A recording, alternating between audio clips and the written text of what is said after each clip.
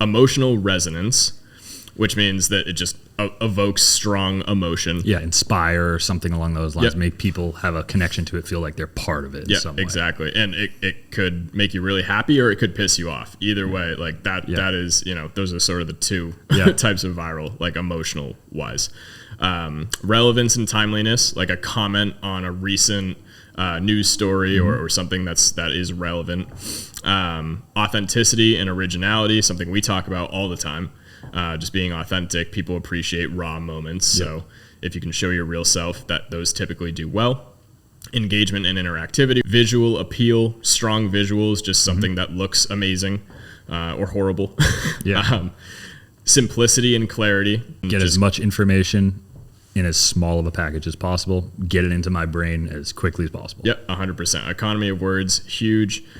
Community and identity, just content that resonates with a particular group. Your audience, your target audience. So, right? A local event post is going to do very, very well locally.